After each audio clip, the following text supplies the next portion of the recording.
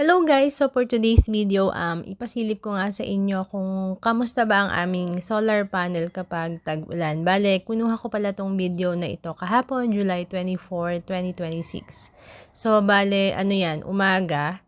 Kailangan ko kasing i-start yung aming solar. Kasi nga, nag-reading na yung Meralco. Kung titingnan nyo, ayan, naka-red tayo ngayon kasi naka-solar pa rin kami, even though maulan nga. So, ilang percent ba kami kanina? So, 11%. Kung makikita nyo, 11% yung pag-click ko kanina doon sa aming battery.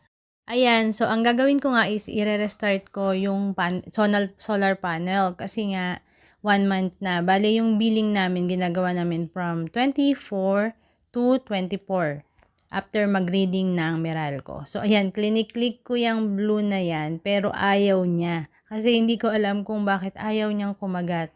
So, tinawagin ko muna yung kapatid ko kung ano ba yung dapat gawin. Ayan, kung mapapansin nyo yan, 303.85 watts.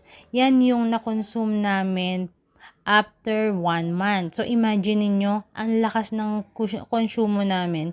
Tapos, yung rate ng Meralco ngayon is 15.30. Na-consume namin yan from June 23 to July 24. Pero, ang totoo niyan, ang na-consume lang namin is 294 watts kasi nga nagsobra ako ng 1 day gawa ng hindi ko na-restart kahapon kasi ang lakas ng ulan. Ang total na na-consume nga namin for 1 month is 294.64 watts times 15.30 equals 4,507. Imagine yan yung na-consume namin for 1 month. So, hintayin na lang namin yung bill namin for this month kung magkano ba yung natipid namin. Yung last bill namin is 4,500. Ayan, kiniklik ko pa rin, ayaw niya talaga. Pero sabi ng kapatid ko, long press daw dapat. So, ayan, ilo-long press na natin.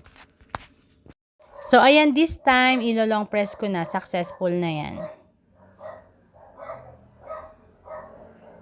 Ayan, makikita nyo, 0-0 na po yan. So, magka-count na rin ulit yan from July 24 hanggang mag-reading ulit si Meralco. So, iintayin na lang natin yung bill namin for the month kung magkano ba yung na-save namin. Ulitin ko, yung aming last payment ng Meralco is 4,500. So, since nag-uulan nga, wala kami masyadong na-harvest dyan. Pero naka-58 din naman kami, 58%. Ayan.